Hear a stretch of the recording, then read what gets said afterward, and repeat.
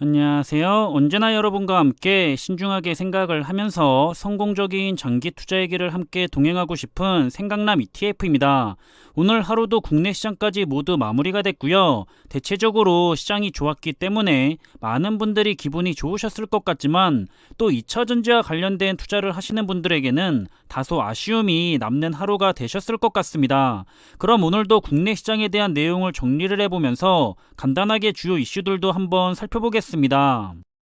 오늘 국내 코스피 지수와 코스닥 지수는 혼조세를 보이면서 지나갔는데요. 코스피 지수는 좋게 출발을 해서 전일 종가보다 내려앉았다가 다시 회복을 하면서 상승으로 마무리를 했고요. 코스닥 지수는 디지털 업종의 급락으로 전장보다 마이너스 1.63%가 하락한 895.68로 마감을 했습니다.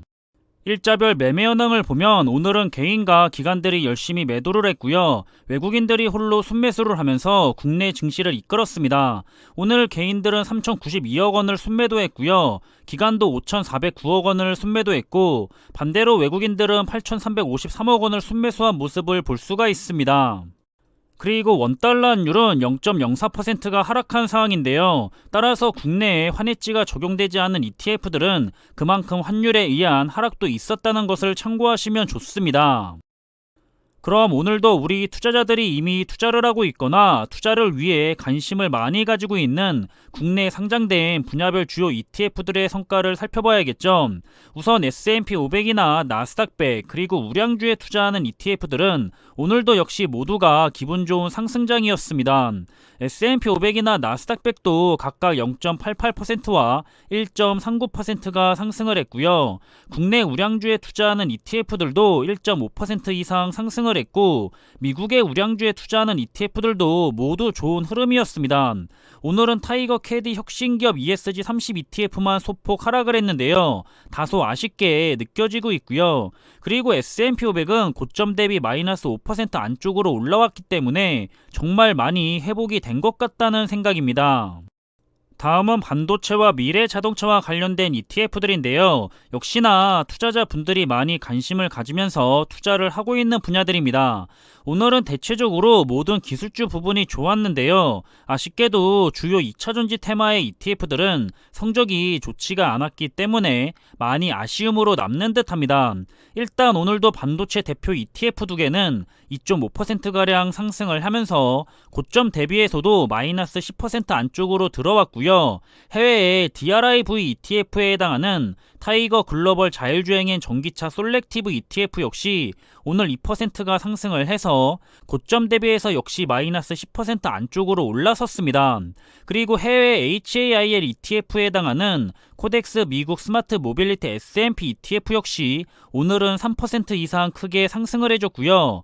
반대로 국내 대표 2차전지 ETF인 타이거 2차전지 테마 ETF는 오늘 마이너스 2.11%가 더 하락을 했고 차이나 전기차 ETF 역시 마이너스 3.5%가 더 하락을 해서 2차전지 테마의 ETF들은 고점 대비 하락률이 좀처럼 위로 올라오지 못하고 있는 중입니다. 다음은 메타버스와 클라우드 그리고 혼합 테마와 관련된 ETF들인데요. 여기서는 국내 메타버스 ETF만을 제외하면 모두가 즐거운 하루였습니다. 국내 메타버스 ETF는 크게 하락을 했는데요. 고점 대비 하락률이 2차전지처럼 좀처럼 위로 올라오지 못하고 있는 모습이고요. 하지만 글로벌 메타버스 ETF는 각각 2% 이상씩 상승을 하면서 크게 하락했었던 고점 대비 하락률도 많이 올라선 상황입니다. 클라우드 ETF는 최근 힘을 내고는 있지만 고점 대비 하락률은 여전히 큰 상황이고요. 한국과 대만의 반도체와 IT 기업에게 투자하는 ETF는 여전히 무난하게 괜찮은 모습을 보이고 있는 것 같습니다. 다음은 헬스케어와 친환경과 관련된 ETF 종목들인데요. 오늘도 헬스케어와 친환경, 에너지 부분은 모두 상승을 했는데 어제와 마찬가지로 그동안 좋은 모습을 보이고 있었던 탄소 배출권 ETF만 하락한 모습을 볼 수가 있습니다. 오늘은 좀 크게 하락을 해서 마이너스 4.5% 가까이 급락한 모습이고요. 올해의 성과는 20%가 넘어갔었는데 둘 다 성과가 14%대로 내려왔습니다. 마지막으로 경제적 해자 기업에게 투자하는 ETF와 명품에 투자하는 ETF, 중국판 나스닥 시장에 투자하는 ETF, 그리고 원유에 투자하는 ETF 목록입니다. 여기서는 대부분 좋은 모습을 보였고요. 특히 명품에 투자하는 ETF가 1%가 넘게 상승을 해줬습니다.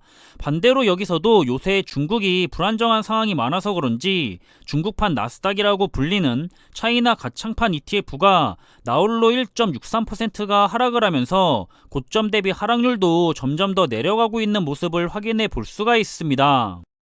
그럼 시장의 주요 이슈를 살펴보면 우선 올해 시장에서 크게 떠오를 거라 기대를 받고 있는 테마 중에 하나가 바로 자율주행인데요. 2차전지 테마가 몇 년치 앞당겨 나간 주가 때문에 지금 매우 힘든 조정의 시간을 보내고 있다면 자율주행과 관련된 부분은 심각하게 저평가를 받고 있다고 하면서 시장이 매우 기대를 하고 있는 분야이기도 합니다. 일단 국내에 상장된 자율주행과 관련된 ETF 상품은 미래에셋 자산운용에 타이거 글로벌 자율주행엔 전기차 솔렉티브 ETF가 있는데요.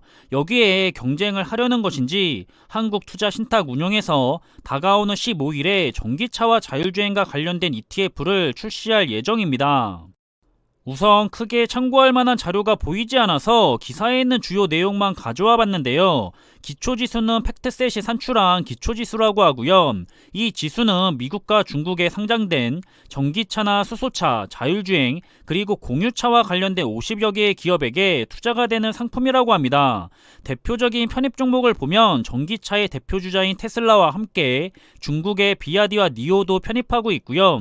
자율주행 쪽은 역시나 엔비디아와 알파벳, 구글, 바이두 등을 편입하고 있고, 공유차 쪽은 디디 출신과 우버 등을 편입하고 있다고 하는데, 대체적으로 우리들이 익숙하게 잘 알고 있는 관련 우량한 기업들이 편입 상위 종목으로 구성이 된 것이 아닐까 싶습니다.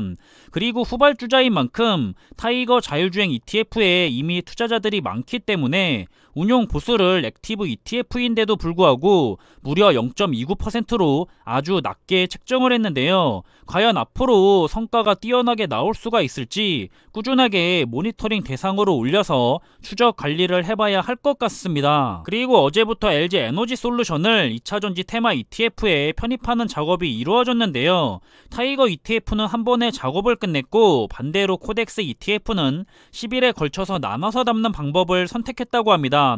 우선 투자자들이 비판할 것을 우려해서 주가에 큰 영향을 주지 않는 방법을 선택하려고 했다는 분석이고요. 그런데 오늘 LG 에너지 솔루션의 주가가 계속해서 빠졌기 때문에 오늘만 보면 타이거 ETF는 손해를 그만큼 받고 코덱스 ETF는 그만큼 손해를 덜 본 상황이 됐습니다.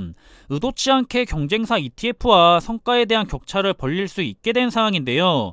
주가가 하락한 만큼 리밸런싱 일정을 앞당길 수도 있다고 하는데, 조금이라도 이익을 보기 위해서 정말 운용사들도 치열한 싸움을 하는 것 같다는 생각입니다. 그리고 현재 테슬라는 좋은 실적을 발표했는데도 불구하고 주가가 잠시 주춤하고 있는 상황이고요. 차량 공유와 배달 서비스 기업인 우버와 미디어와 레저 업체 디즈니가 사람들의 야외 활동이 활발해지면서 어닝 서프라이즈 수준의 실적을 공개했다고 합니다. 점점 코로나19의 영향에서 벗어나서 일상이 예전으로 회복해 가는 것 같은 분위기로 흘러가는 것 같은데요.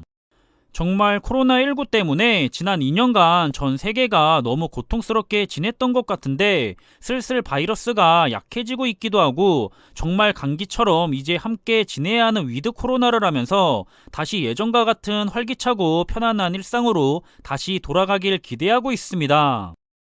반면 테슬라는 베를린의 팩토리 공장이 올해 목표를 달성하는 데 있어서 아주 중요한 핵심 생산 기지로 꼽히고 있다고 하는데요. 아직도 미승인 상태라 빨리 승인이 되기를 기다리고 있다고 하는데, 허가를 기다리고 있어서 답답한 상황이라고 합니다. 전기차와 자율주행, 배터리, 에너지 등 모든 부분에서 혁신을 이끌어가고 있는 만큼 테슬라에게도 좋은 이슈가 계속해서 발생이 되기를 기대해보고 있습니다. 그리고 정말 세상에는 신기하고 다양한 종류의 ETF들이 많은 것 같습니다. 저는 4차 산업의 기술주에게만 집중을 하고 있지만 모든 산업에 대해서 전반적인 지식이 뛰어나신 분들도 계실 것 같은데요. 지난 7일을 기준으로 해서 콩과 관련된 ETF의 성과가 17% 정도 됐다고 합니다. 이는 이상기후에 이어서 러시아와 우크라이나와의 전쟁에 대한 공포 등의 영향으로 국제 상품 시장에서 농산물이 조용한 질주를 벌이고 있었다고 하는데요. 많은 투자자들이 기술주와 국제 유가에 온 신경을 쏟고 있지만 전문가들은 공급발 불안 가중으로 인해서 당분간 상승 추세가 계속될 것이라고 하면서 농산물에 대한 관심을 높여야 한다고 권고하고 있다고 하는데요. 물론 저는 일시적인 추세에는 큰 관심이 없기 때문에 신경은 안 쓰겠지만 누군가에게는 도움이 될 수 있는 정보일 수가 있고 저는 최대한 여러 정보들을 전달해 드리는 것이 목표이기 때문에 한번 관심 있으신 분들은 잘 참고해 보셔도 좋을 것 같습니다. 그리고 요 며칠 미국 증시의 흐름이 좋았기 때문에 계속해서 항상 좋기만을 대부분의 투자자분들이 바라고 계실 것 같은데요. 오늘은 아주 중요한 CPI를 발표하는 날입니다. 결과에 따라서 단기적으로 증시의 향방이 결정이 될 가능성이 큰 만큼 시장은 주목을 하고 있는데요. 과연 오늘 미국 증시의 흐름은 어떻게 끝이 날지 기대가 되기도 하면서 긴장이 되기도 하는 것 같습니다. 모쪼록 많은 투자자분들이 너무 힘들지는 않도록 너무 큰 하락은 좀 없었으면 하는 바람을 가져보기도 하고요. 또 한쪽의 마음은 크게 하락을 해야 어차피 올라갈 주가 한 주라도 더 싸게 매수를 할 수가 있을 텐데 하는 마음이 속에서 싸우는 것 같습니다.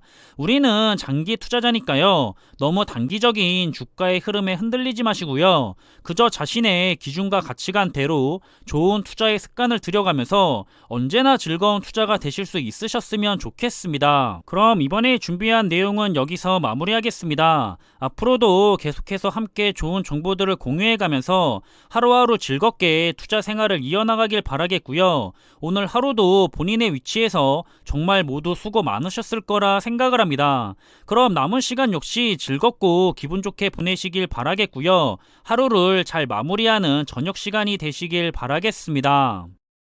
항상 준비한 내용들이 여러분들과 함께 투자하는 데 있어서 많은 참고가 될 수 있는 그런 좋은 영상이 되기를 바라고 있고요. 심리적으로도 그리고 좋은 정보로도 도움이 되었으면 좋겠습니다. 그럼 영상이 도움이 되셨다면 구독과 좋아요 부탁드리고요. 저는 다음에 더 좋은 정보들로 찾아뵙겠습니다. 감사합니다.